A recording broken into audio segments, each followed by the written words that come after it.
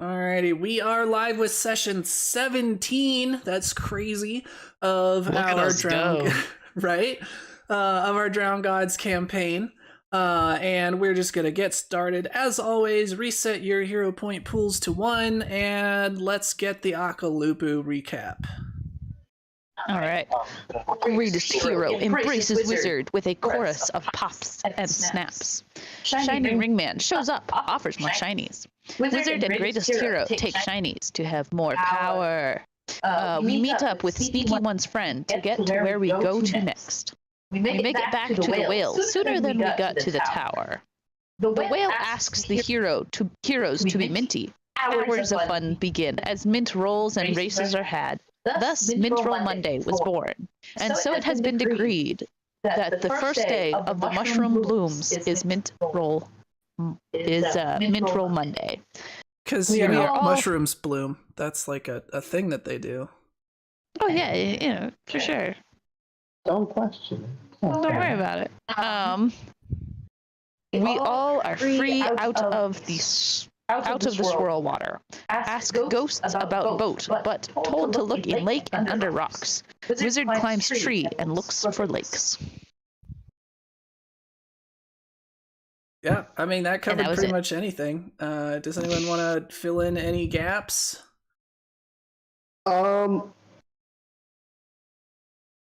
addition to getting new rings, we were able to re-roll our old rings. Yeah, because technically, like last time, I was just like, okay, and all of the rings have prestidigitation once per day, but I decided to give you guys a chance to get something other than that if you wanted to, so yes. I got a good one. Mine is +1 to rolls for like the next 5, or the next roll in the next 5 minutes or something. Yeah, I think it's until your next turn. But yeah, it's something along those lines.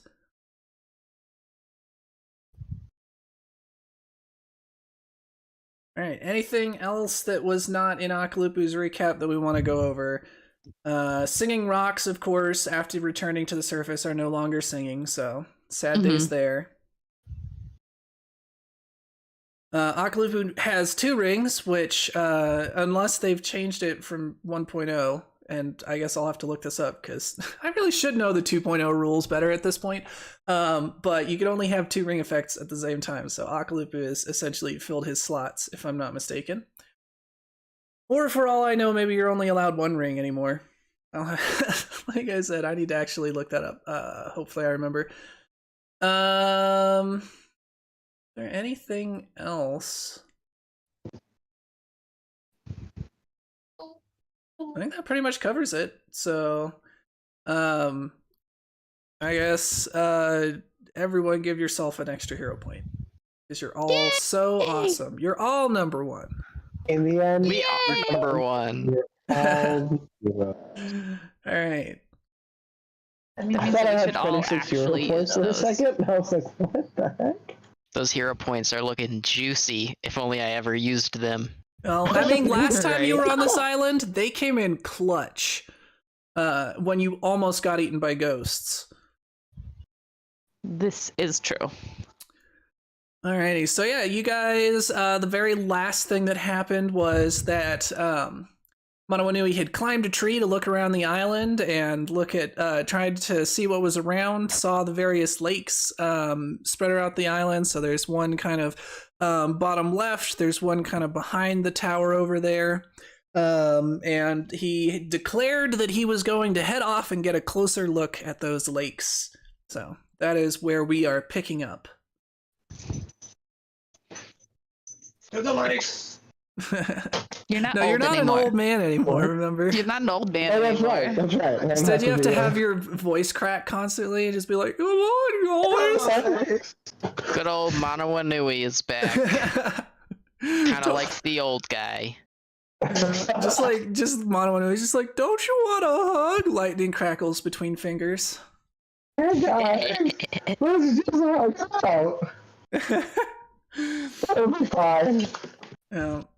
All right, so which lake are you headed toward? Like I said, there are rope bridges between the center of the island and where the tower is and where you currently are, and the outer part. Now that I knew it's going to go left to right, so it's going to pick the farthest left lake and go towards that one. Alrighty. So yes, you Very head off. logical. You head off toward the lake. As you are going, you are continuously bombarded with conflicting advice from the spirits. It seems like half of them always tell you one thing, and the other half always tell you the other thing. And it gets very annoying. The only consistent thing is that all of them want you to eat. They're just kind of like, you're so skinny, just skin and bones. Here, have this steak. This island is so creepy, man. And if they're not trying to get you to eat, they're trying to get you to play with the puppies. I did neither. I had this weird suspicion. Oh, you of the know. puppies. You I know, know. yeah, because Reginald had overheard it and knew the truth, and when he regained his memories, he told the rest of the group. And the rest of the group told you. Well, there we go. Heck nah. Heck nah, I'm not petting those puppies. Are you being that, like, assertive about it, or are No. you... I'm just like, oh, no thank you. I'm just gonna keep going on my way. Thank you. But I look definitely how have my cute it knives is. drawn. No, I'm good, thank you. It just wants to love you. And he just, like, holds it up, and he's trying to get it to lick your face. No, thank you. It's good, I'm good. All right. Knives are out. I will kill this puppy. Put it out of its misery. So when you say that, it draws back and says, "No, don't hurt the puppies." And it Stay back. retreats. It does. It kind of leaves the area and pets the puppies, just like, what a mean old human. How could they do such a thing? All right. So you guys approach the lake on the left. It's not huge. Not really the kind of lake you'd need a boat for, certainly. It seems to be shallow, maybe at the center about chest deep for the majority of you. Akalupu would probably be about waist deep in it. It's an exaggeration, but pretty close. And there are puppies cavorting and being washed and just generally having a good time, doggy paddling around the lake. And there is, in fact, a boat there. A tiny little model boat about 5 inches long. Oh, is that cute?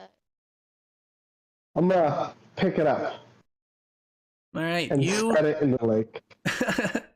Oh, it's Wait, we already should- in the lake. Maybe Oh. maybe it's a miniaturized real boat. What if there's magic cast on it? Can I tell if there's magic coming from this? Or do I feel magic with this? If you cast detect magic, no. It seems to be an ordinary toy wooden boat. Ah, Carved Yeah. out of a human skull.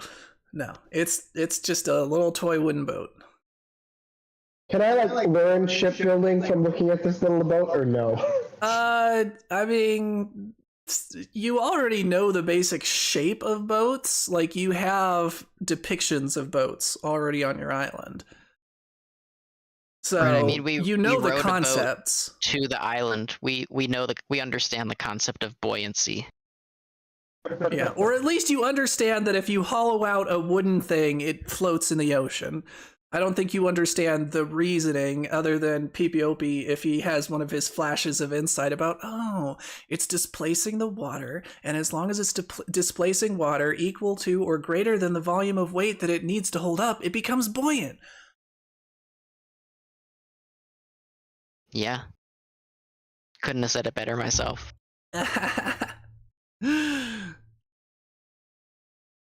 All right. Pipiopi, give me a perception check. Oh, will I?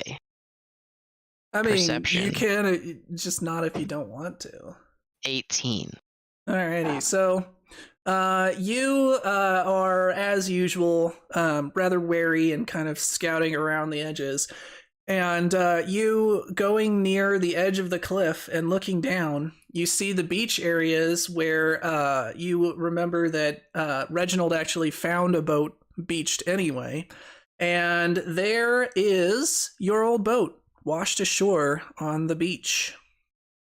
She's alive! She does seem to be damaged, however. But Guys, come look at this! It's our baby. yeah, so face.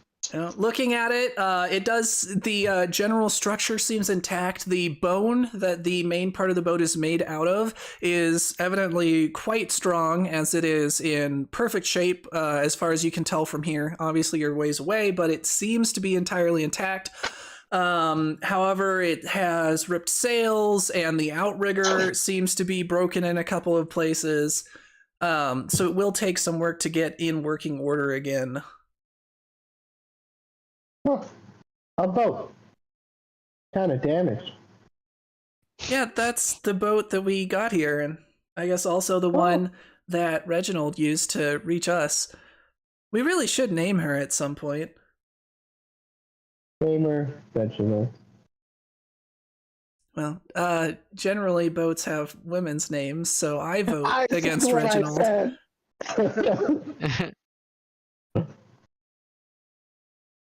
Reginaldina. Wait. We already named the boat. No? No, we've already named the boat. Have you Hold already on. named the boat? We have. I feel like we did. Yeah. Our Like, boats, hold on. We had a Google Doc on the boat. That's right. I think you're right, actually. And I think Let I me have open forgot. it up. Your real boats. Go to this link. I think it's the Serenity. Do you want to keep that name? doesn't seem so serene anymore. I like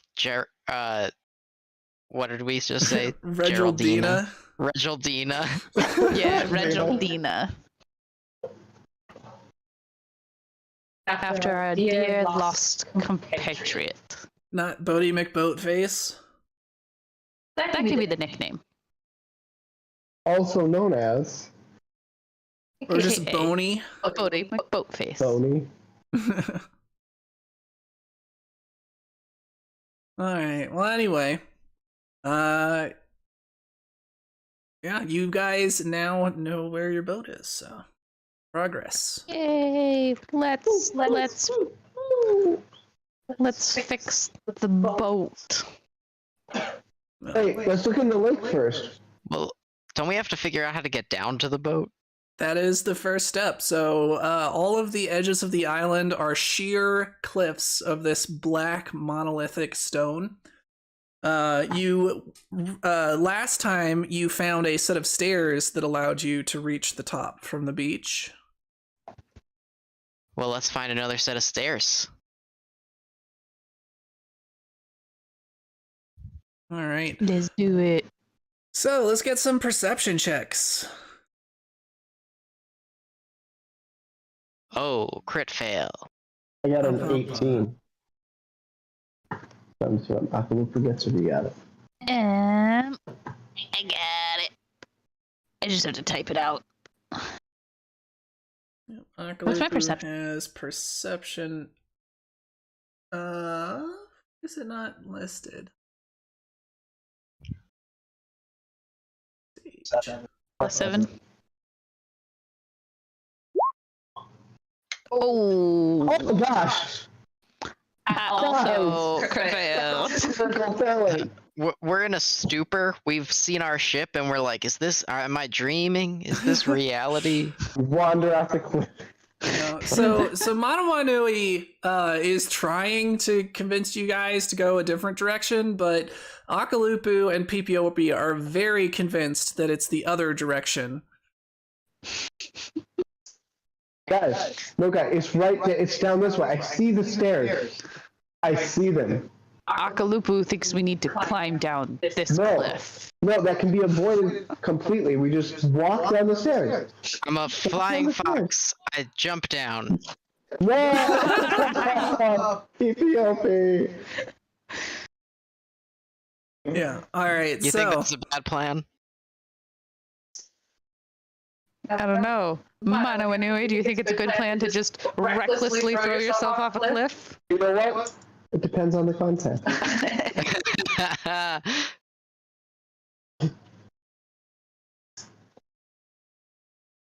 all right. Well, I would imagine Manawa Nui is not going to be very convincing, unless he wants to roll his stupidly high intimidate skill. Right, I'm gonna try and intimidate them. Of course, don't you have a pretty good? Don't you have a pretty good diplomacy too? Yeah, but I have a +4 diplomacy, but a +9 intimidation. Ah. I don't know why. It baffles me. I don't even put things into that. Like, Oh, because anyway. you're not trained in diplomacy, but you are trained in intimidation. That's why.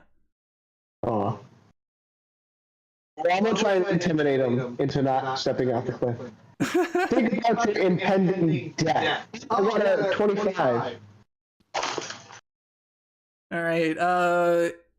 Do you guys want to roll against that, or just take it as a success? Because if you want to resist it, you can. I'm resisting.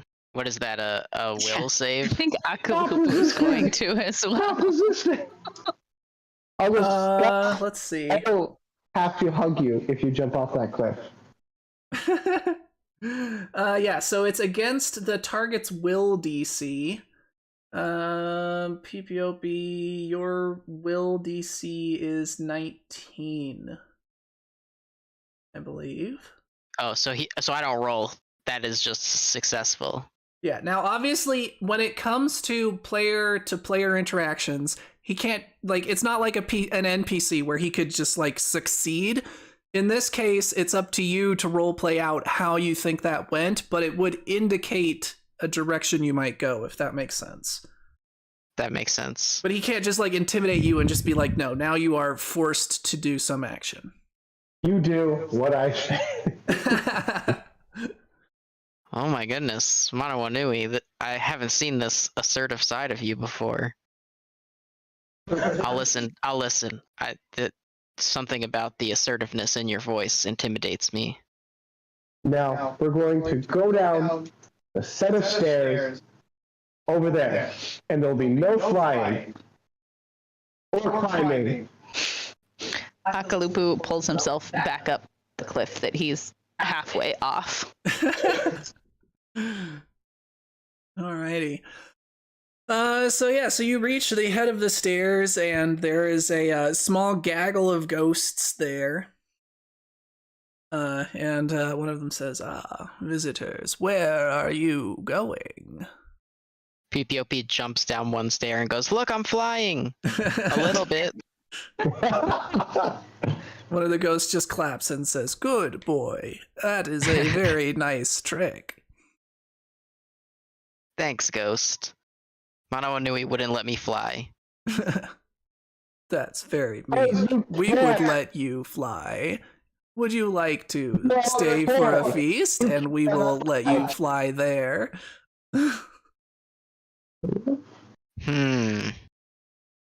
My stupor is wearing off, so I'm gonna say no.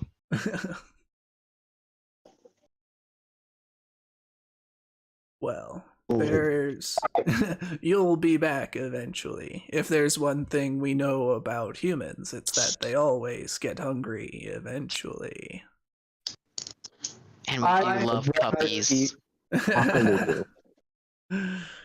Yeah, and you have noticed there is, like, aside from, I guess, eating the puppies, there really is no food on this island other than what is produced by these trees. Like, there's no insect life, there's no mushrooms, there's no, like, edible herbs. It's a barren wasteland, except for the puppy food. Yeah, like, there's plenty of greenery, just none of it is very edible unless you want to eat grass, basically. Which will not keep you alive very long. Are there like fish near the island? I mean, you can't tell from here. No. Well, I'm gonna start heading down the stairs. kind of push past the ghost. Like, come on, guys. Let's Whatever you move say, along. Manawanui.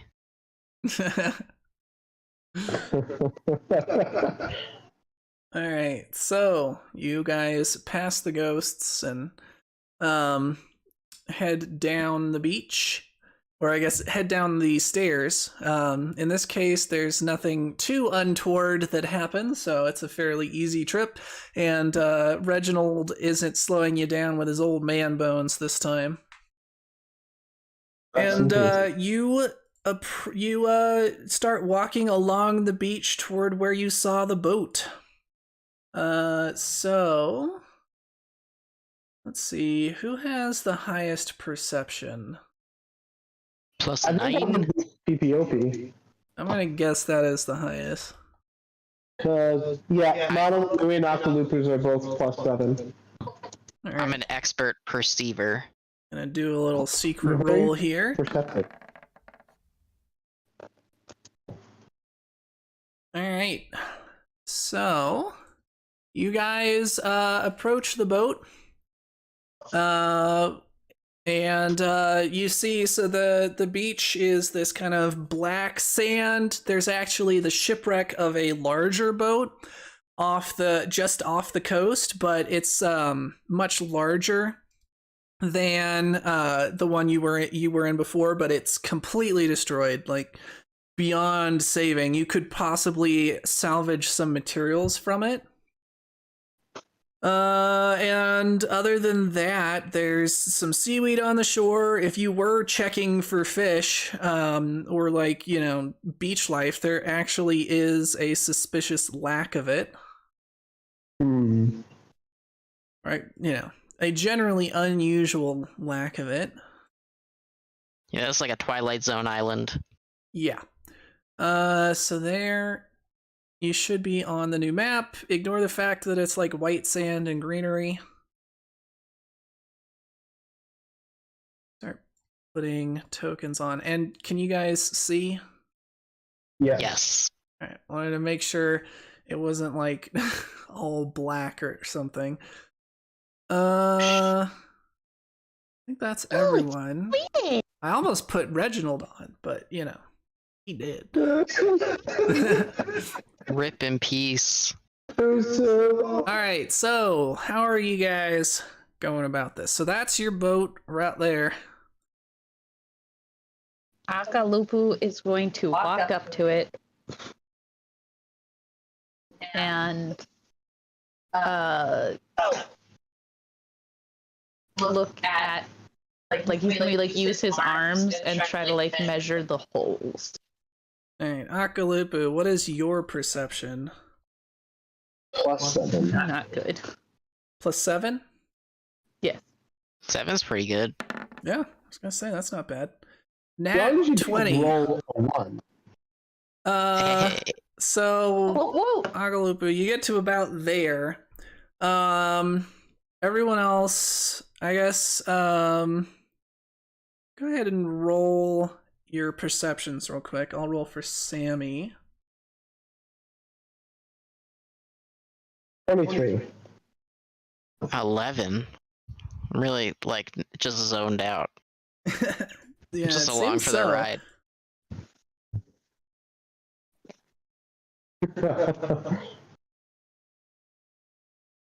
Sammy's perception is... I feel like it used to be in the overview, so it was easier to find. Also +7. Alright, so everyone but PPOP. So yes, PPOP, you are definitely surprised. You notice... Just over this boat. But yeah, everyone except PPOP, you notice some odd protrusions in the sand. Is it? There we go. And bursting out as you approach are 3 giant crabs. What? What the heck is that? one of which is significantly larger than the other two. They're so cute. All Yeah, right, actually- so let's get those guys on the stage.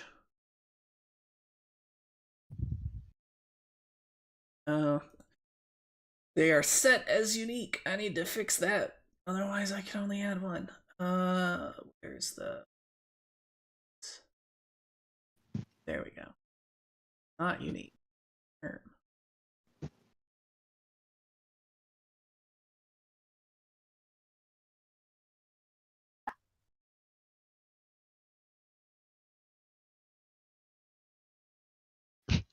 This is so random, but this reminds me of in the game Pokemon Silver. In Mhm. like the second city, you go on the beach and you can use your new Rock Smash ability to smash rocks on the beach, and then you run into all these crab Pokemon. And then it is still set up. It tells you within like a third or a quarter how much health they have, right? Let me look. I think I was. I can check. Yeah, so it's showing you within a third how much health they have. So that's those 3 green chunks. Cool. Just wanted to make sure because it's been a while since we did combat. I had no confidence that we were actually set up correctly. So let's go ahead and start tactical mode. PPOP, you are going to be out of the surprise round because you failed your perception. But what are you using for your initiative? So, deception, diplomacy, stealth, survival are your options, or perception are your options. Stealth. I'm always trying to stay out of sight. Makes sense. Is anyone else not using perception? Because perception is the default.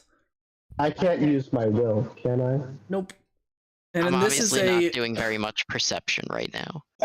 right. I think Akalupu will just use normal. Cool. Alrighty. So that is everyone's roll. We will get started. So, Sammy is actually up first. So she is going to spend her first action moving to get behind someone else. Good idea. And then she is going to cast did I never fix her spells? I never did set up her spells after I leveled her up. Okay, I'll have to look it up the hard way.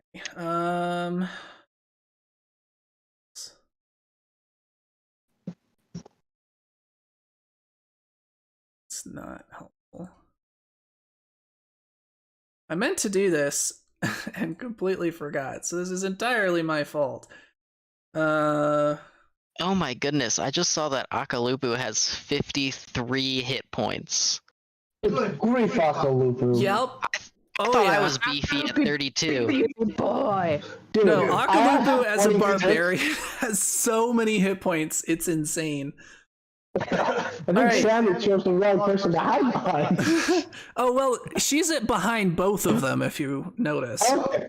Yeah, so she is going to cast a spell on Akalupu, and she's going to cast it on Akalupu's bite attack. You choose one of the target's unarmed attacks. You cause that unarmed attack to shine with primal energy. The unarmed attack becomes a +1 striking unarmed attack, gaining +1 item bonus to attack rolls and increasing the number of damage dice to 2 if it only had 1. So your Akalupu gonna go bite them crabs. yeah, and that's for 1 minute. So for 6 rounds, you are going to be rolling a +1, so it's +1 to both your hit and damage, and it's going to increase your damage die to 2. So I forget what's on your bite, but you're going to be rolling 2 of those. So when it gets to that, yeah, so Sammy just like squeaks and is like, ah! Akalupu, get him! And she casts a spell, and yeah, you could like feel the power flowing through you as you begin to like salivate, and your teeth are just like glowing and sharp, serrated shape already. So yeah, that's a fun thing that Sammy can do now. So that is her turn.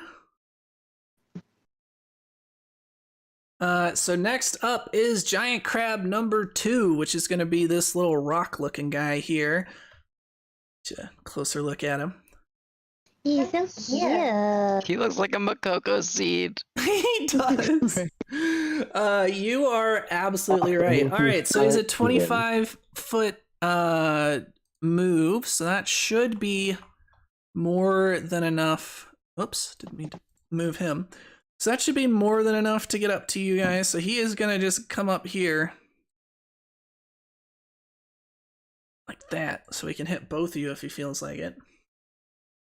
What a loser. That's one of his actions. So with his second action, he is going to do a claw attack on... Let's start with the first one on Akalupu. So let's roll that guy. 13 to hit. I don't think it's gonna do it. What is your AC anyway, Akalupu? Better than 13. AC of 16, yeah. And then he's gonna, with his other claw, take a swipe at Pipiopi and roll even worse, a 7. Which is nowhere even close of hitting Pipiopi's AC of 21. Good grief. Yeah, see, that's why Pipiopi doesn't have 53 hit points. So that... Slippery boy. I'm wily. Exactly. So that is its turn. Pipiopi, you are unfortunately not acting because you failed the perception check.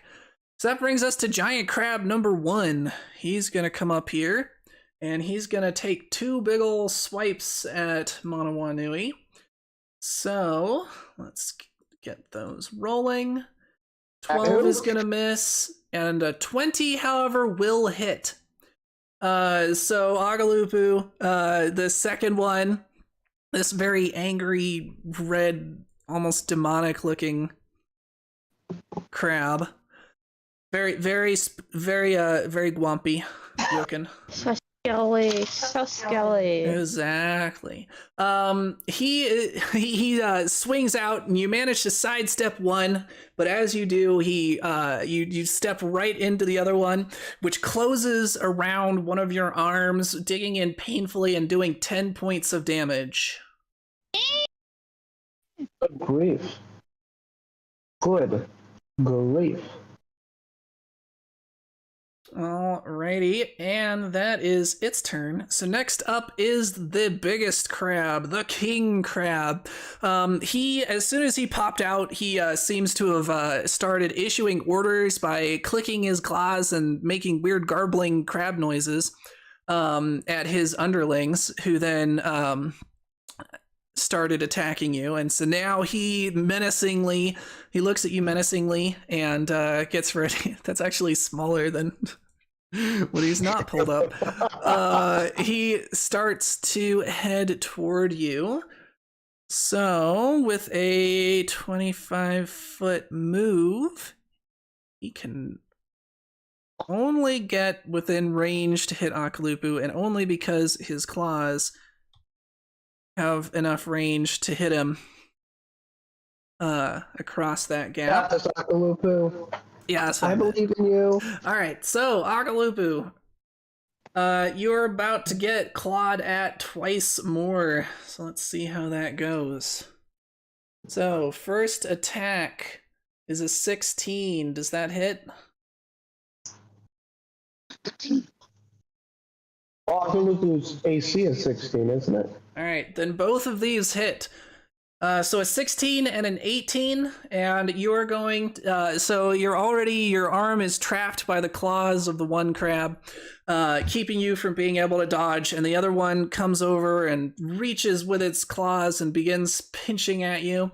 And it is going to do another. What is this? 20 points of damage. Oh my goodness. As it brings its claws down in a double slam on Akalupu's head. Akalupu, no! Don't forget to update Akalupu's hit points, whoever of you is in Hero Lab. Yep. Yeah, they went down. Okay. It's not showing 23 for out me. of 53. I bet if I refresh, it'll show up. Yep. Sweet. Alright, so that is its turn.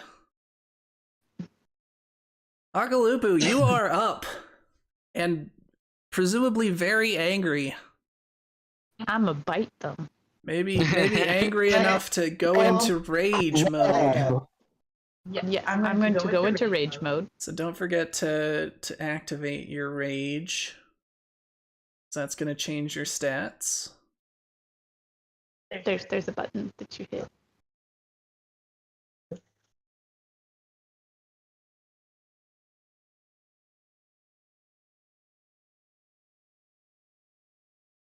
Said I wanted to rage. Raging. There we go. Alright, Akalupu's raging. I'm going to bite them. All three of your attacks? Oh, all two of your attacks? Yes. I'm gonna do the first one and see how it goes.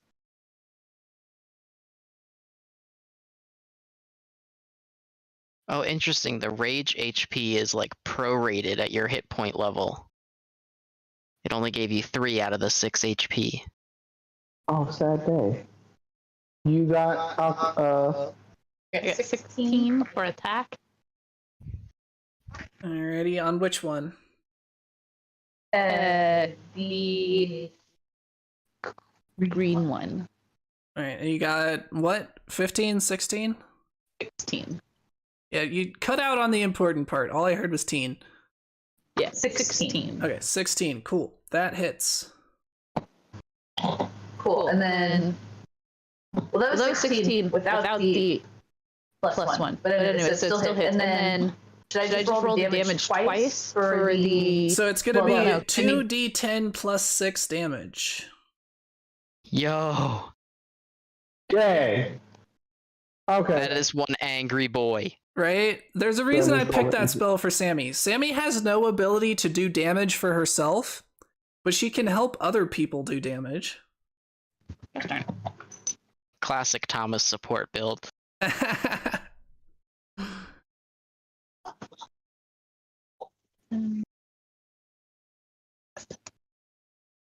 Oh. Probably did not.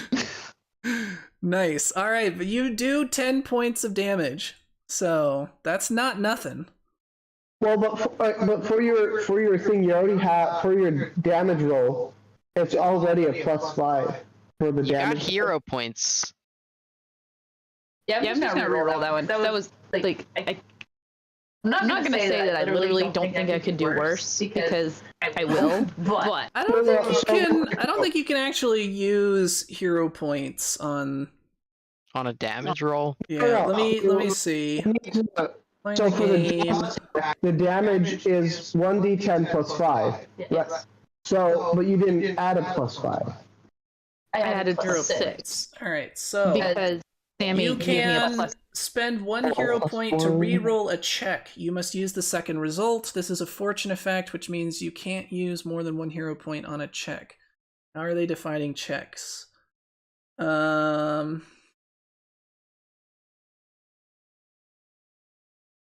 it should be +6 to each roll then, right? No, For each dice? I just wanted for the total outcome. yeah, for the total. Okay. That's not nothing. So damage rolls you couldn't. You could re-roll your attack roll because that is a check, but your damage is not a check. Okay. Damn. Well, that's fine because I still have another attack. Yeah, and you still didn't do like no damage. Yeah.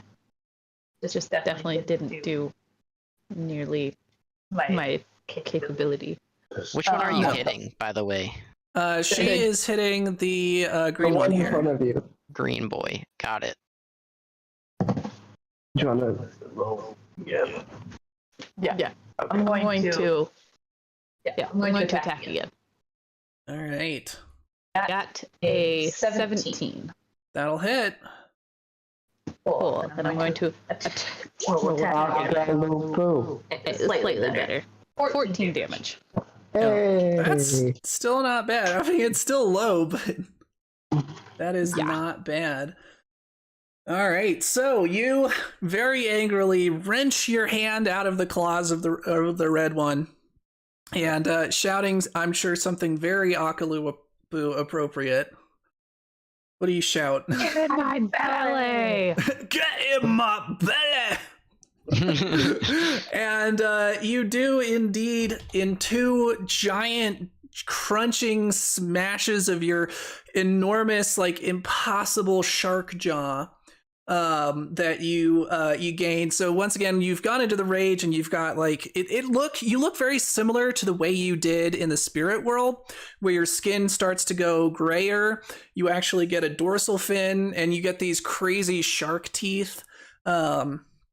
Like halfway between being a person and a land shark, and you just take two enormous crunching bites out of that one, and he did. Oh, dang. Oh, that's the wrong button.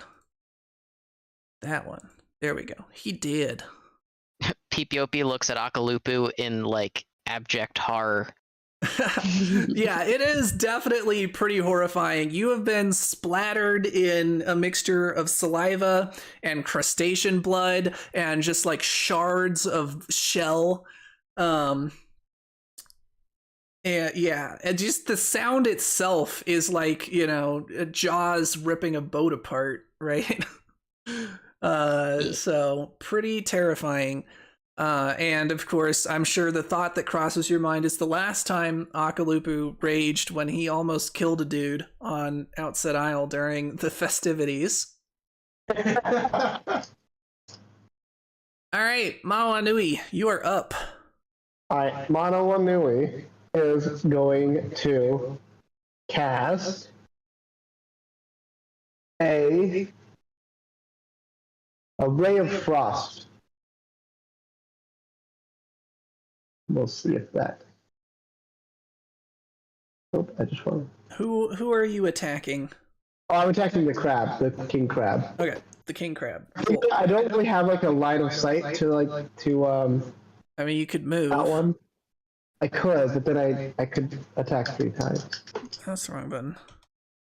There we go. You have line of sight. Oh, I do. We'll just stick with what I said originally, because I already rolled. Cool. I got an 18. We're crushing these attack rolls, boys. 18 misses. Oh, No! So your ray of frost bounces harmlessly off of the crab's shell.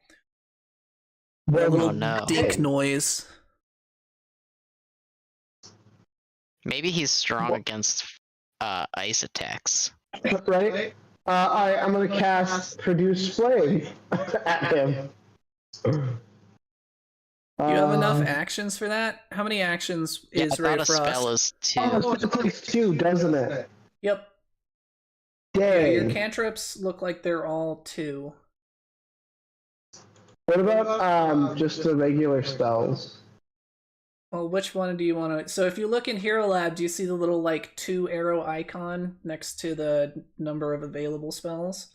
Yes. That means 2 actions. So if there's one that's just 1 arrow, that would be 1 action.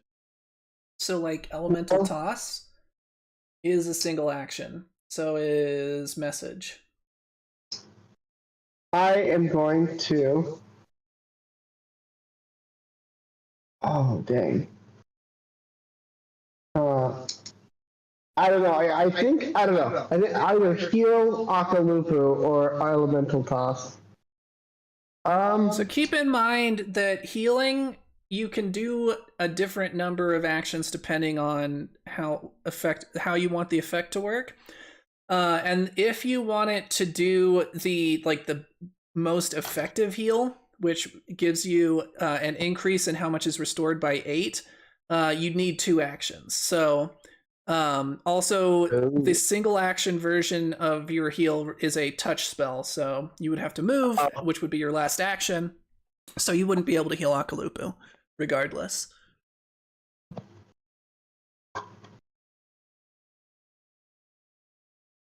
Can I try to use a hero point to recast that spell? I mean, you could use a hero point to recast to like re-roll the spell, but yeah, right, you could do that if you wanted to try and get like higher than an 18. Yeah, we're gonna try that.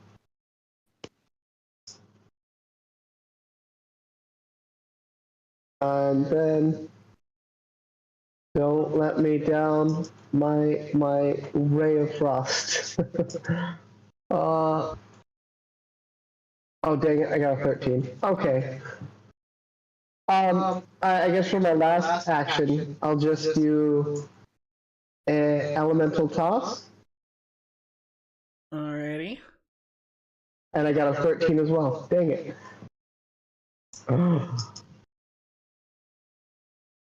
Yep, that doesn't work. So you flick your wrist and a chunk of water comes flying out of the ocean and splashes harmlessly against its shell, once again doing nothing. That is your turn.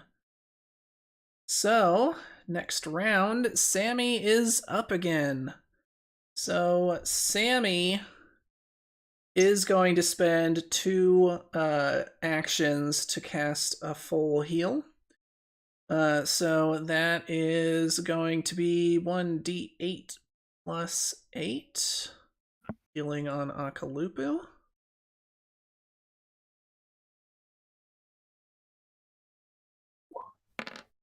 Alright, Akalupu, you are restored by 12 hit points. Dang! So she says, hold in there, Akalupu. We can win this. Just please try to splatter the other direction if you can. She says, well, very much still hiding behind PPOP. At this point, she's shifted slightly, so she's actually keeping PPOP more between herself and Akalupu than even herself and the enemies.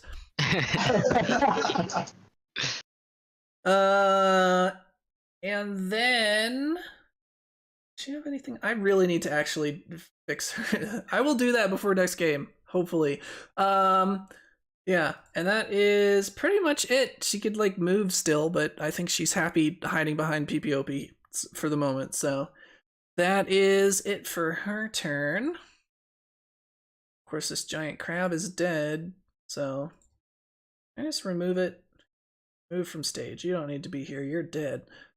So PPOP, you can finally act. So you've were very much surprised as these things came bursting out and weren't able to act. But now you've got your footing. Okay. So I measured it out. My 25 move speed will allow me to. Is this technically behind the crab here? Do you have anything that actually like matters whether you're behind? Because in general, I don't think they track that. If you're trying to flank.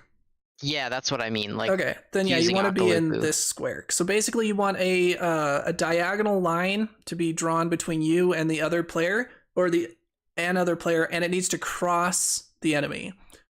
So like if he were there, technically you could flank from here. You could flank, if he were there. But that would be too far. That's 30 feet, right? That would also work. But I think that's too far if that's 15, and that's 15, right? Not necessarily. So you could do, what's the button to do, like? Is it control? Control? Maybe. Or shift? No. I know there's a way to do... Yeah, can I like cut this corner? 10, 5, 10? Yes, you would be able to do that. I know there's a way to like do the multiple drawings, but yes, you would be able to cut the corners. So you could do like 10, 15, 20, 25. Cool. And then that would be flanking. Yes. Because I have an extra 1d6 on flat-footed, because flanking gives the enemies flat-footed, is that correct? We're gonna go with yes for now. I think honestly, no. Well, no. So I'm pretty sure if I remember correctly, flanking is gonna give you a bonus to hitting them. I think it's a +2. But then to make them flat-footed, you have like a rogue trick or something. I do have a feat that does that. Yeah, and I think that's how you make them flat-footed now. Okay. Yeah. Twin feint. If you are wielding 2 weapons, strike with each, and the target is flat-footed versus the second one. Although I did have a question about that. It says, so it's a feat called Twin Feint. Requirements, you're wielding 2 melee weapons, each in a different hand. And it says you make a dazzling series of attacks with both weapons, using the first attack to throw your foe off guard against the second attack at a different angle. Make 1 strike with each of your 2 melee weapons, both against the same target. The target is automatically flat-footed against the second attack. Apply your multiple attack penalty to the strikes normally. So does this mean I'm making 2 attacks in 1 attack action? Or is this just saying that the second attack, if I make 2 attacks, is flat-footed? So you're doing them as separate actions. I think, if I remember correctly, you can dual wield and basically like so instead of like your first attack at its negative and your second attack with the other hand at a different negative, I think goes. I don't remember. I have not looked up dual wielding, and I know that has changed. There. Let's see. So multiple attack. We already know those. How does that work with dual wielding though?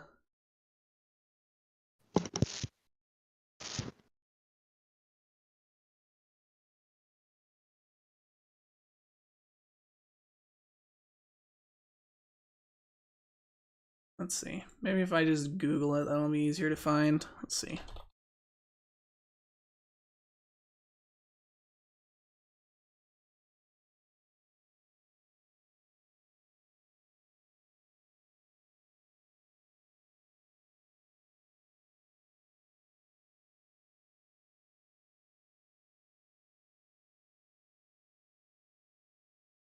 Alright, so dual wielding, now it just does go down like your normal 3 actions. So you would do an attack with the first one as your like first attack with no negative. Then your second one would have the second attack negative, but it would be against flat-footed AC. Okay. So it's just kind of a buff to the second strike. It's not saying that it happens in 1. Yeah. Got it. Okay. So in that case, I am gonna move to there. And then we're gonna do my twin feint attack. So I roll attack twice, I think. Yeah, so first do your attack, like your normal first attack with no negative. So on Hero Lab, it's just going to be the one with the bigger plus. Yes.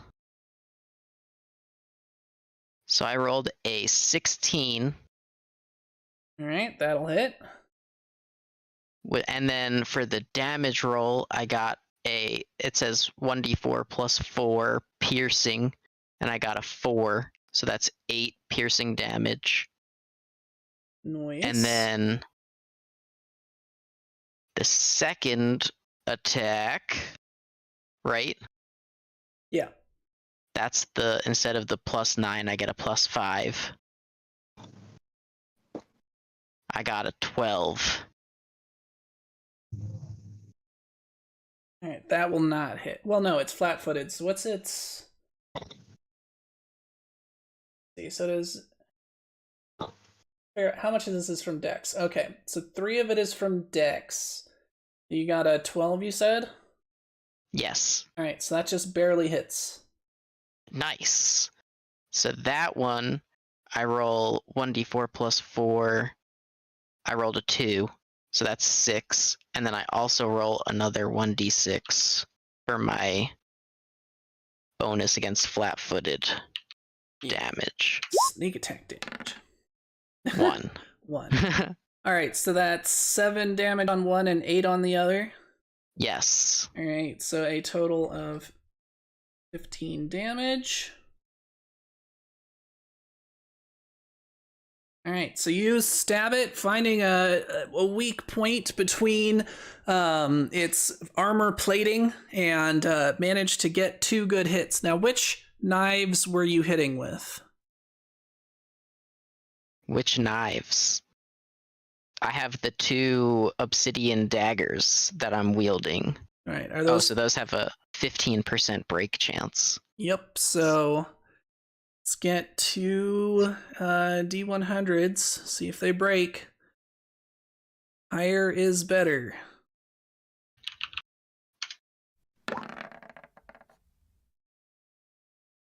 All right, so one of them is fine, but then the one the second stab, you bury it deep within, and the creature shudders as you stab into its vital areas, and unfortunately, where it is, it manages to snap one of your obsidian knives in half.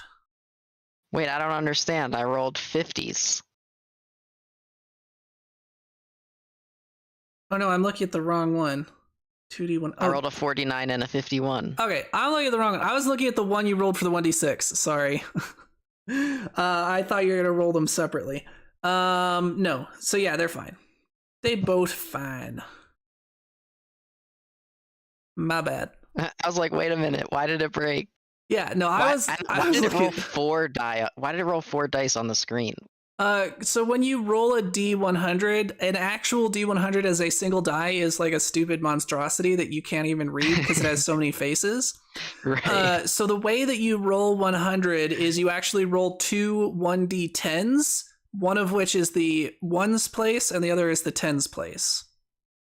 So smart. So anyway, yeah, but no, both of them are fine. All right, so that is it for your turn. So this giant crab spins around, very hurt, very butthurt because you stabbed it in the butt.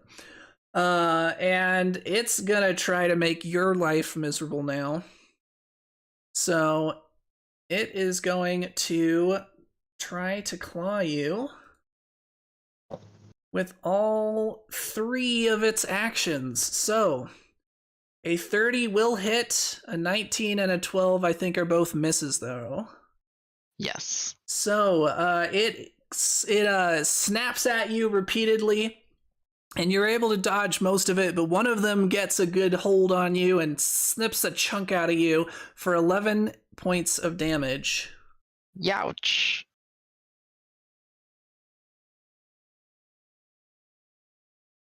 Minus 11.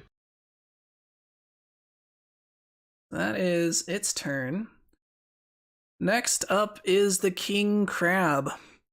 And it sees a very conveniently nearby target. And it is able to reach you with its big old long claws without even moving. So it's also going to try to hit you 3 times. Oh no.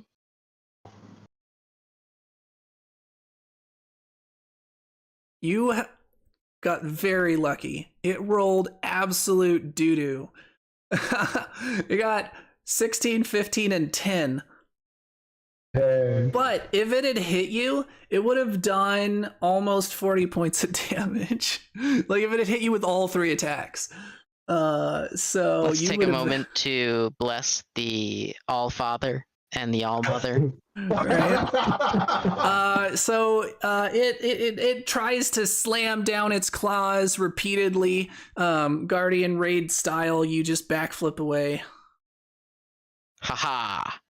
Luckily, it didn't have enough CC to hold you in place and just murder you in one shot. This is literally what playing a rogue is like. This is how I feel when I do the high-level Guardian raids with my Shadow Hunter Assassin. I'm like, okay, if I get hit, I'm dead, but I'm just not going to get hit. Exactly.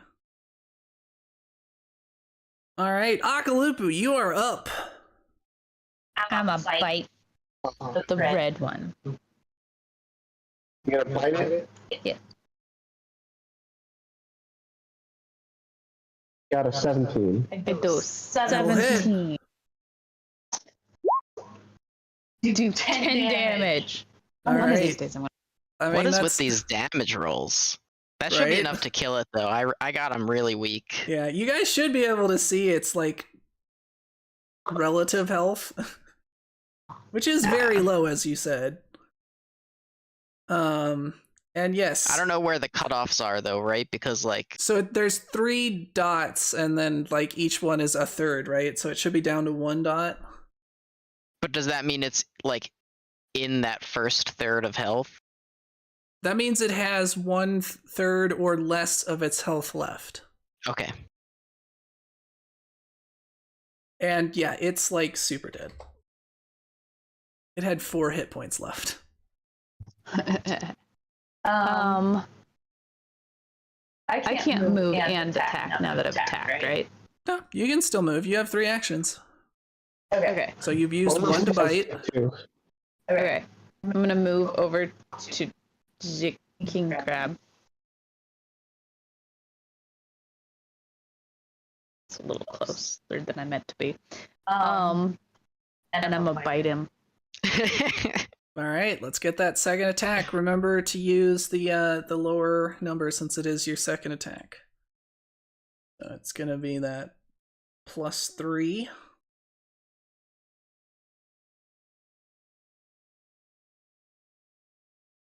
$21. Get him. Nice. Yep, that will do it. Also, Show me those twin tens. I just saw that your jaws have the grapple effect. So if you want to, after you, like, when you land a bite, you can also grapple the enemy as part of that. Eat him, Akalupu. That's more like it. That's better. Alrighty, so King Crab, let me just remove this other crab from the stage. It's not way. Alright, 18 points of damage. Akalupu is a beast. Oh yeah, especially with Sammy buffing him to do 2d10, like, that's just a lot of damage. Alrighty, so... Yep, that is it for your turn. And your turn. Manawanui, you are up.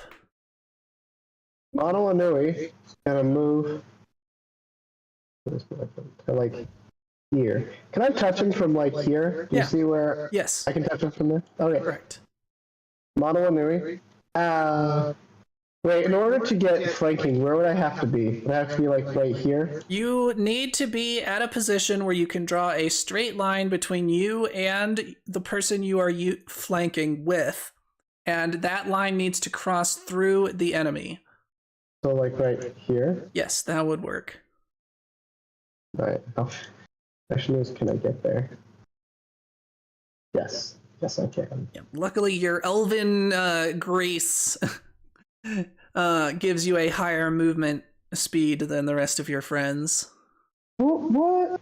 And now I'm going to Fry his ass. exactly. So you skip languidly across the field, throwing posies about as you hop from foot to foot. I am going to cast Shocking Grasp. Oh, come on! I got a 13. That will not hit. So you lay No. your hands against the crab, and your hands light up, lightning shooting in all directions, and you pull them away, and there's the slightest scorch mark on its shell. I'm gonna re-roll that. I'm gonna use my Yeah. point. Come on. I got an 18, but I still don't think that hits. Nope. There you go.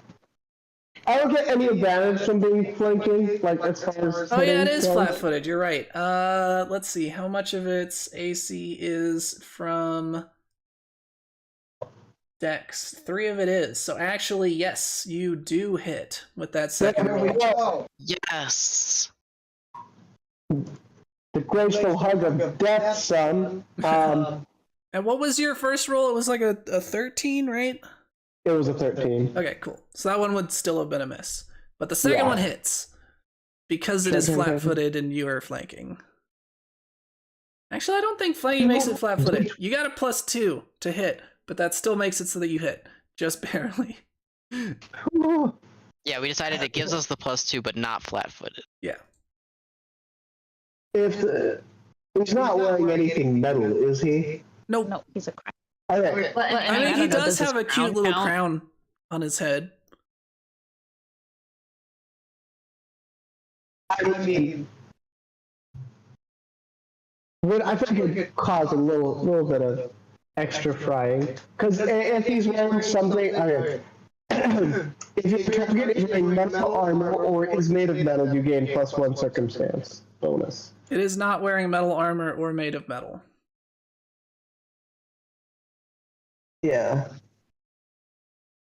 Dang it, and it also takes 1d4 persistent energy. I mean, I still do 2d12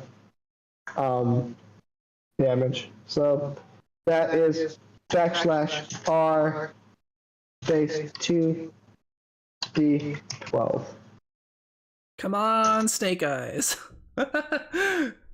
Nope. In this case, in one of them. yeah, that's That is not above bad. average. Yep, that is above average. If I had gotten to one of the 12, that would have been kind of hilarious. Right? So yeah, you do 14 points of damage, which is not bad. Woo-hoo! Hug of death. And that is it for your turn. Or Reginald. So now we have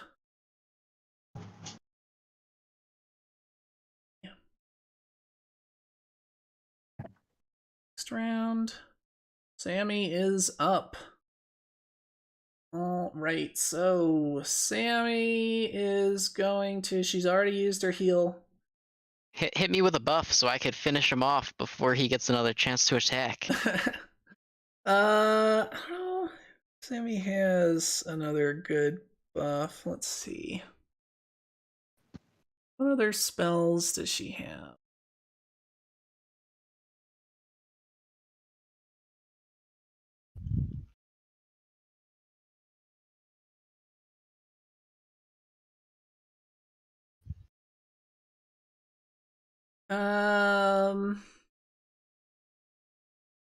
You could make you move Master, his fleet step do?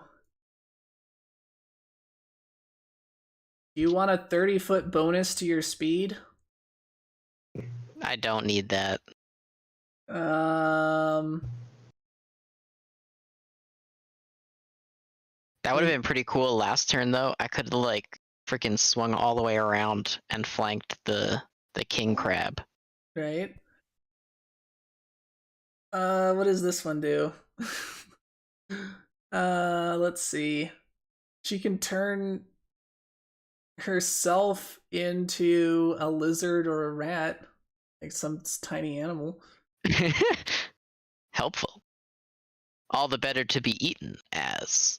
Exactly. Oh, she just in his like armor and then turn back into a person. Exactly. That's how it works. Yeah.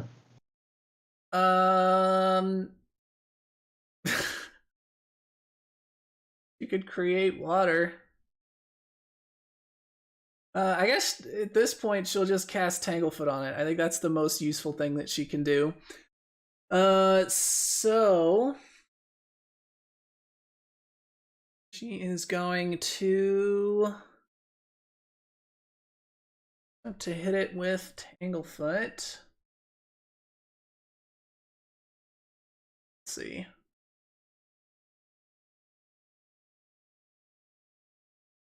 Spell attack. Not heightening it.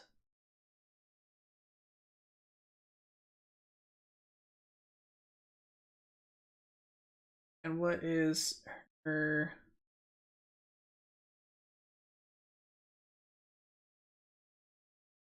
spell bonus? So she is my so no, it must be intelligence.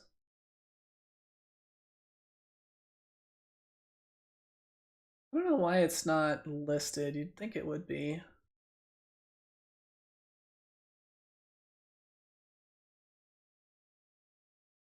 Well, let's see if she can hit this.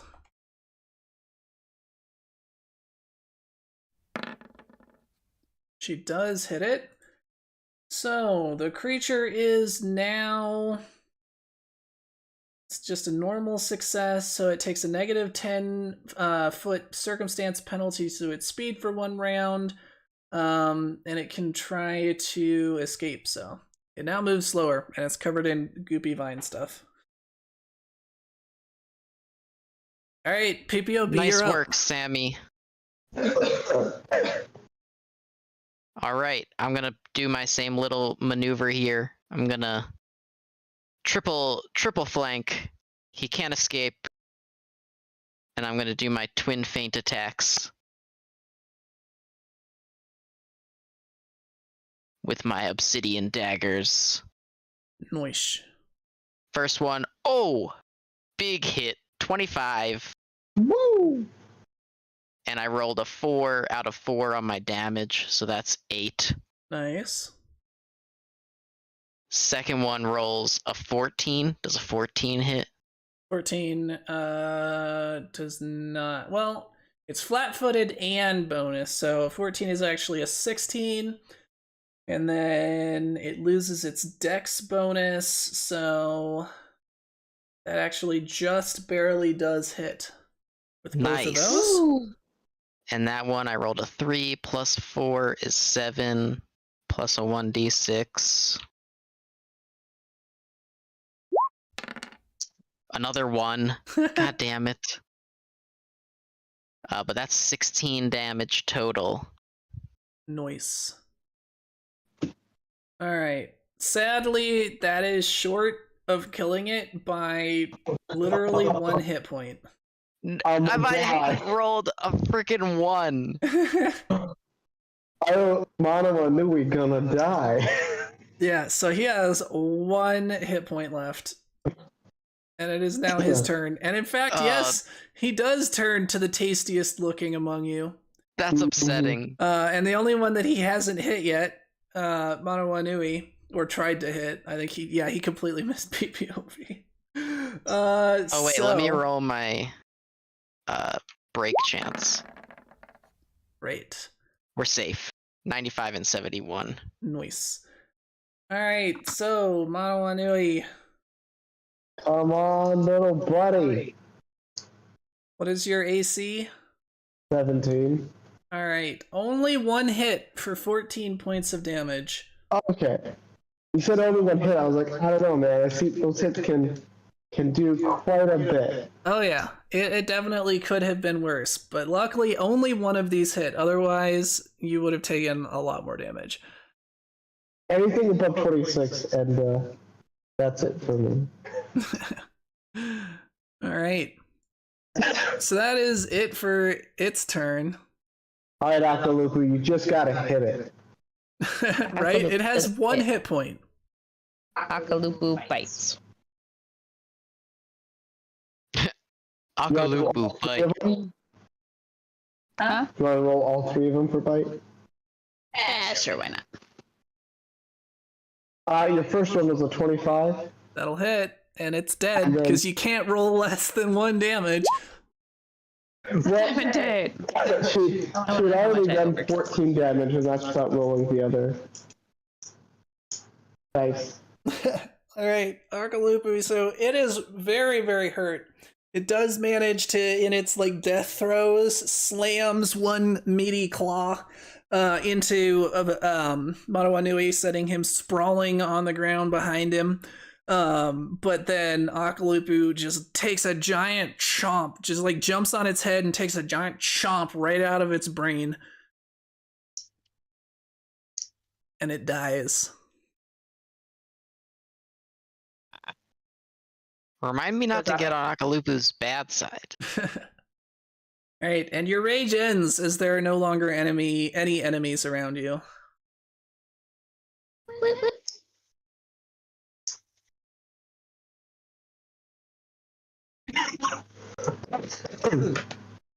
Akalupu is just like spitting all of the tanglefoot that he just got in his mouth. I think we solved our food problem. Looks like crab. What's left? Akalupu had ate an entire one of them and took large bites out of the other two. Don't worry, guys. It'll be fine.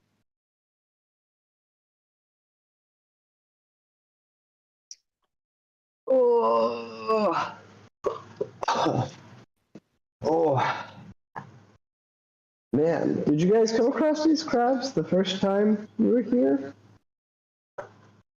No, we kind of like just went right onto the rocks. We didn't really hang out on the beach for too long. Oh. Strange.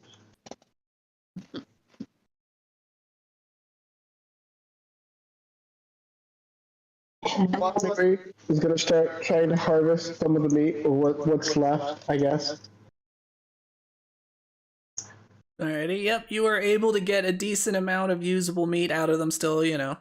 Though it will take some hours of effort to like break through their chitin and get at the good bits. Oh, I love crab meat. I just got very hungry. Oh yeah, you guys will be eating well tonight for sure. You've already got prestidigitation to cook it. Like, I think Manawanui knows produce flame to make like a campfire. Y'all are just cooking with gas. Pretty set. You could say we're cooking with fire. Exactly. So is that what you do, you guys? So at this point, it's probably about 4:30 in the afternoon. So are you guys gonna kind of set up a camp, gather, you know, dried driftwood and whatnot, and set up a fire and some basic shelter and start cooking and start looking over the boat? I would assume is kind of the plan. Yeah, I mean, we're not going to be able to finish the boat today, so... Yeah. So who is examining the boat? We'll examine the boat. Like, unless like someone else is already over there doing it. It's gonna be a perception check to examine the boat. Whoops, not Reginald. Papiopi will go look for some kindling. Cool. I got a 19. All right, so you look over the boat. The hull of the boat is, in fact, as you had kind of thought from when you were above the cliff, it is in surprisingly good shape. There's a few like scratches and dents, but there's no cracks. There doesn't seem to be any significant damage to the hull itself. However, the mast is cracked somewhat along the length of it, and the outrigger is actually broken in multiple places, and the sails are ripped. So this will be a few days' work to get back in ship shape. Mono is just gonna sit with his hand on the boat and think about Reginald and how many days he must have spent in that boat. Kind of get drift off into his thoughts. Enough days to get sea madness, that's for sure. Right? Poor Reginald, man.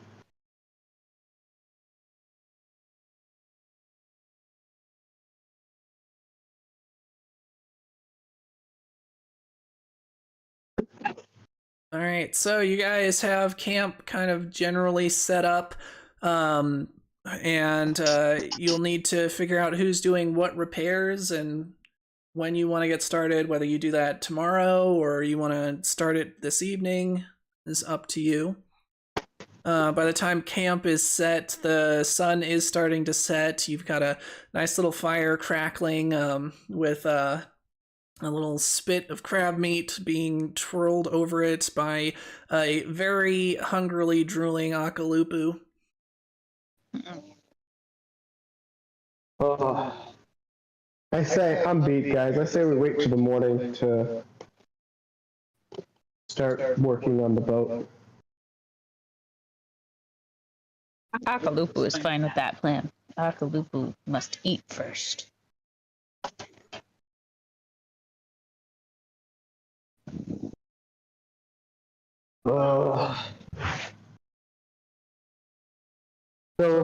So we know how to make sail. So PPOP actually does know how spinning and weaving work, and could probably do some basic mending and patches. So is the sail still there, or is it like Yeah, just so the sail is still there, it's just ripped and damaged in multiple places. I see.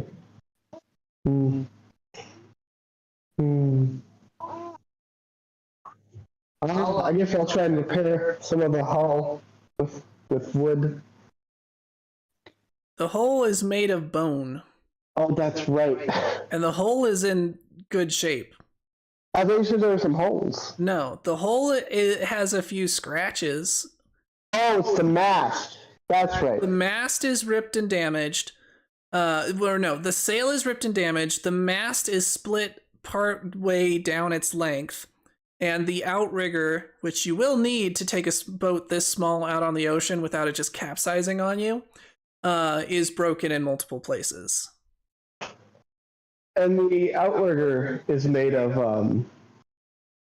wood? Yes, the outrigger is made of wood. I'll try and repair some of the wooden components, whatever that is, of the ship. Alright, so you're doing that tonight, even though you've already said you were beat? No, I mean like tomorrow when I wake up. He's talking about for the I'm future. making plans. Yeah, think ahead. Alright, Sammy actually has a mending spell that can just like restore hit points to inanimate objects, so she can repair whatever. Well, dang. I guess I will watch the boat.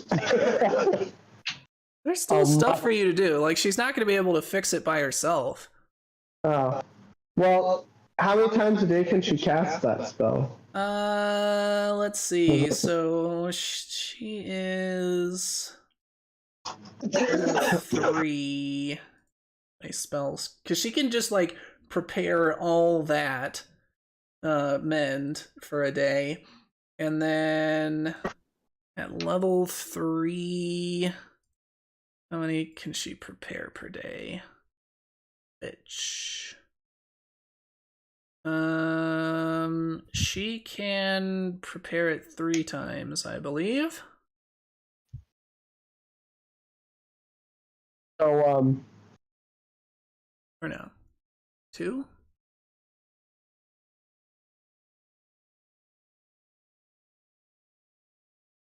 Yes, 2. So she can prepare it twice.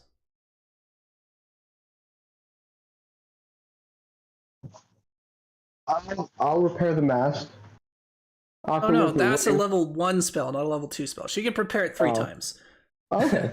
Sorry. Yeah, so she can restore 5 hit points per spell level to the target. It's a level 1 spell, so that's just 5 hit points. Potentially repairing the broken condition. If it repairs it past the item's broken threshold, it cannot replace lost pieces or repair an object that has been completely destroyed. So she could definitely take care of the mast. Okay. Well, then I'll take care of the, what was the other thing? The outrigger? The outrigger. What are you gonna do, Akalupu? Akalupu's gonna make food. I don't know if that's a good idea. Akalupu's gonna make all the food. I don't know. We kind of need that for our voyage, Akalupu. That's why Akalupu's gonna make it. Yeah, well, Akalupu, it's gotta make it to the boat. Of course it'll make it to the boat. Outside of your stomach. Akalupu will save food for everyone. Mm.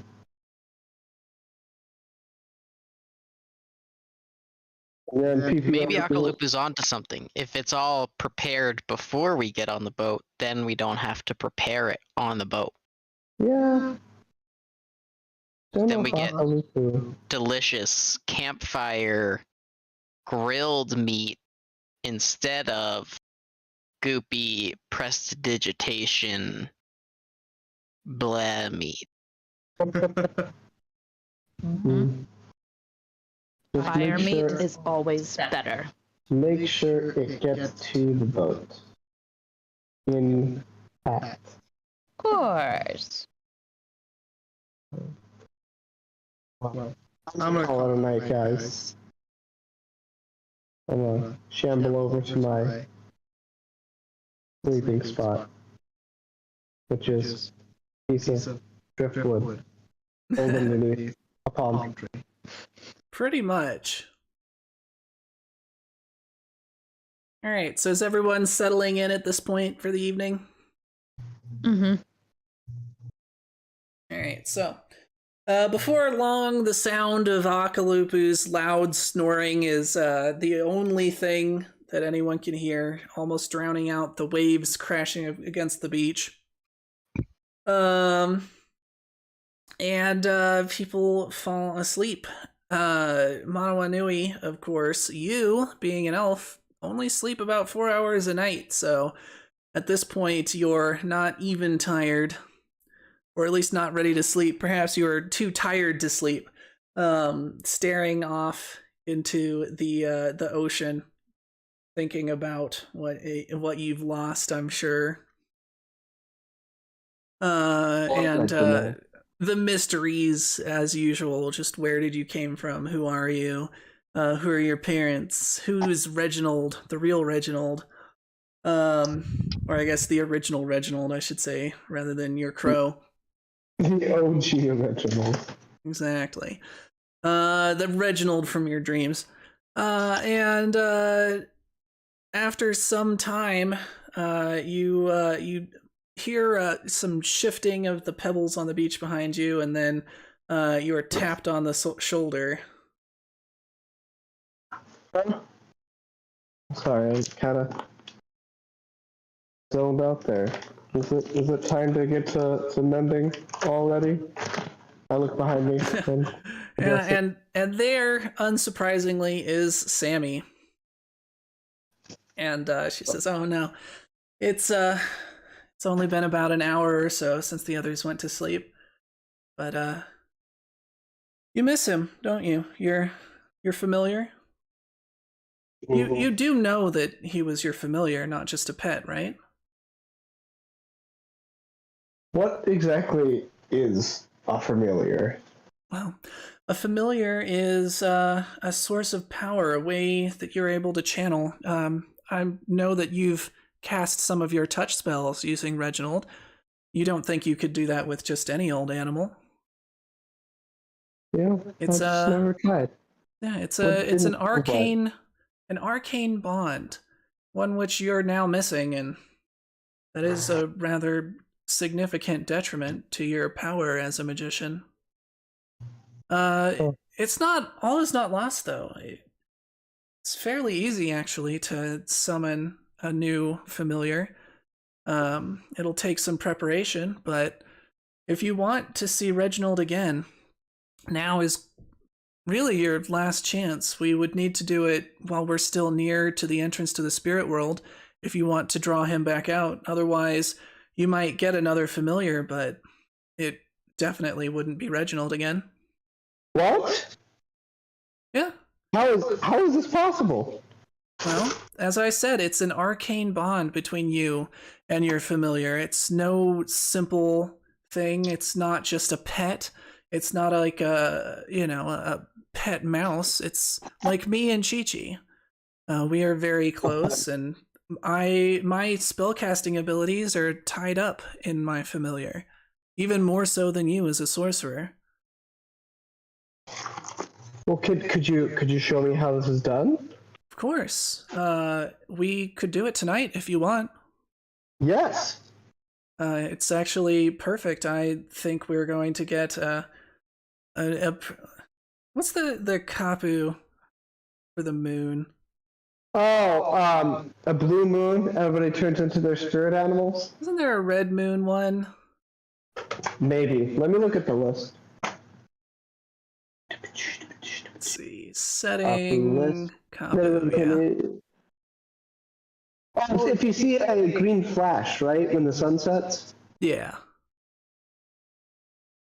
Okay, so on a blood moon, you turn into your spirit animals. So it is the red moons. Okay. So we're gonna not do that because I don't want you all turning into your spirit animals, believe it or not. But yeah, so she says it's actually perfect. I think we should have a partial eclipse tonight, and that is exactly what we need. A full eclipse would be better, of course, but I think this will be more than enough given how close we are to the spirit world. Hopefully we don't get a zombie, Reginald. Well, no, it won't be a zombie.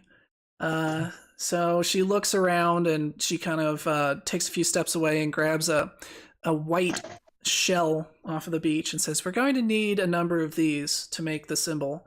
Would you help me fetch shells? We need them to be white so that they reflect the light." Yes. Yeah. He's gonna quickly get up and start looking for white shells, occasionally asking if this one is good enough. Yeah, and then she's like, "Oh yes, that's perfect." So you guys spend a couple of hours, and eventually you've amassed a pile of shells that she seems to think is sufficient. Says, "Okay, this is perfect." And she takes a stick and she drags out a pentagram on the ground, the sand, and says, "All right, we need to place the shells along these lines." And ready? I'm gonna start stooping and placing them, kind of like being a little bit anal about how straight they are. Yeah, which is actually perfect. You can see at first she seems to like assume that you're going to be lazy about it, but then when she sees that you are doing them very evenly and nicely, she moves on, and then she says, "All right, put the bigger ones toward the middle and the outer ring, and then use the smaller and medium ones for the lines." And you guys go through and you start spreading all of these around, and then she then goes and comes out from behind a larger rock on the beach, and she's holding something in her hand which you can't quite tell what it is at first, But as she approaches you, you can see it is the unmoving form of one of the puppies. Oh my god.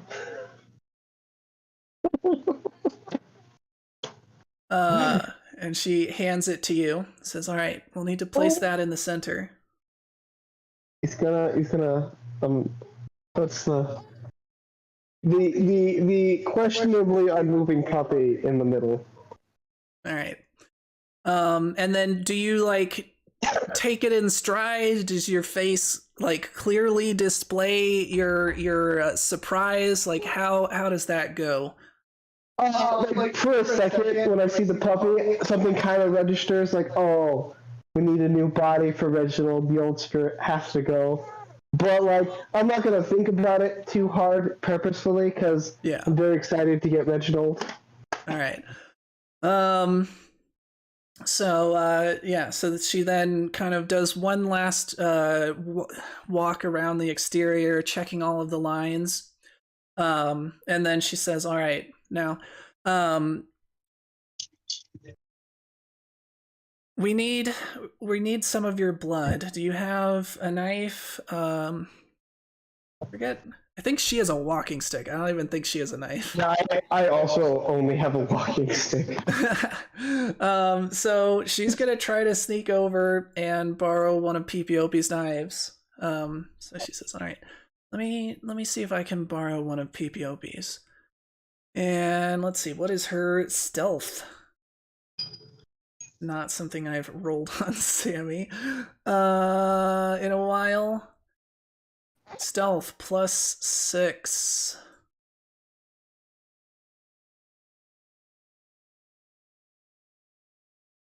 +23. All right, so PPOP, unless for some reason you're especially like restless and perceptive tonight, or actually, No, I'll I'm give you the pretty choice. freaking tired. I'll give you the choice. Do you want to like stir enough that here in like a few minutes you might wake up and be like, "Huh, something happened," or would you rather stay asleep through this? I'm asleep. All right. So she manages to snag one of your obsidian knives with no trouble. So she reaches out toward Manawanui and says, "All right, I'll need your hand. This is gonna hurt, but it should be okay." For if it's for Reginald, I'll give you half or all of my blood. Oh, don't worry, it won't be anything like that. But do try not to scream. We wouldn't want to wake the others. Like I said, this is going to hurt a lot. I've started to have like a little bit of second thoughts, but like the hand's already out there. All right, so you place your hand in hers, and she grasps it at the wrist, and then in a quick, smooth motion, she makes a slit across your palm. So let's get a fortitude check to see if you manage not to cry like a baby. And that wouldn't be a will save. That would be a fortitude. Actually, I'd give you will. Cool. Will myself. I get a 17. All right, so you are able to stifle any noise, but it does hurt like a son of a. And you start bleeding, and she says, "All right, step into the center of the pentagram. Careful not to disturb any of the shells, and I need you to hold your hand out over the puppy." Alright, I'm gonna do that. All right, so you do that, and she begins chanting, and you can feel a buzzing sensation, like a tingling sensation in your hand where the wound is, and the blood is coming out quickly at first, but it actually is slowing much faster than would be natural for a wound of that severity. And you hear her continuing to chant. You see her eyes begin to glow. Well, I don't know. Are you facing? Well, you're kind of sideways. Anyway, you can see her. So she's got her hands out, and her eyes begin to glow redly. And you can feel this tingling in your hand. And the puppy begins to rise off of the ground in the center of this pentagram. and it also is glowing with a dim red light. And you see it start to morph and change, and slowly you see its front feet spreading out into wings, its back feet shrinking down into claws and talons, and little stubbly bird feet, its head changing shape, and its color going from the kind of like browns and grays that it was before to the same brilliant white that you remember from Reginald. And after a few moments, you're so distracted you completely forget about your hand. But then, as the chanting begins to subside, and the red light dims and goes away, you can feel that your hand is completely returned to normal. And then, flopping down onto the ground, you see, indeed, there is Reginald. Who kind of is able to roll over and hop up on 2 feet and caws affectionately. Reginald, oh my goodness. I kind of forget that my hand is bleeding. I kind of go to pick him up. Oh, your hand is completely better now. Oh, well, then I just pick him up. All right, you pick him up, and he pecks at you affectionately. Oh. No, it's like a gentle peck. He's not like hurting you at all. It's just like, gentle little peck, like he always used to do. And yes, this does seem to actually be Reginald. But then you hear a flopping sound, like a gentle thud over from the direction of Sammy. Go ahead. Oh, I was gonna look over and see what's going on. All right, so you look over, and Sammy has collapsed on the beach.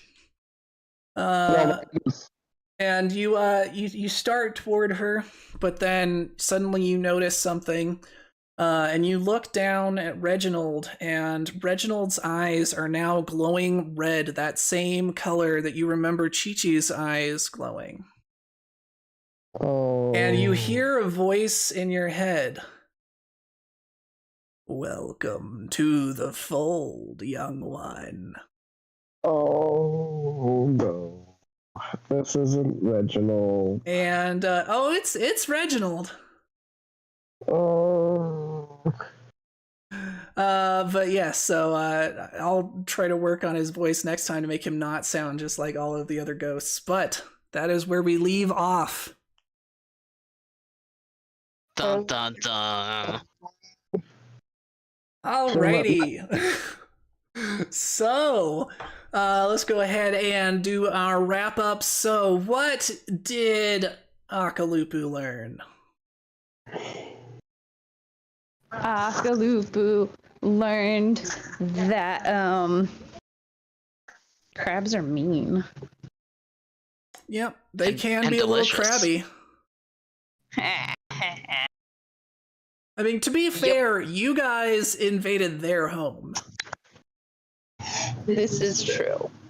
To be fair, they're kind of asking for it, with all them puppies. What do the crabs have to do with the puppies? I don't know, man. Probably have eaten a few of them. Probably, like ones that have wandered out. Mm-hmm. Alrighty. And what did Peepiopi learn? Peepiopi learned that Akalupu can get super scary. And Manawanui too, for that matter. That is true. Intimidated by both of his friends.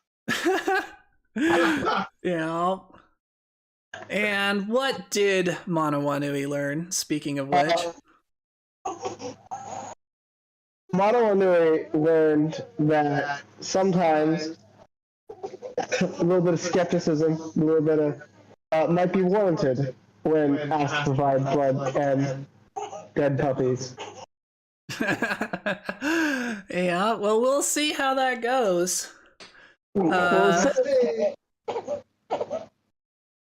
Alrighty. Well, thank you everyone for joining me. I hope everyone had a great time, and I will see you all at the next game.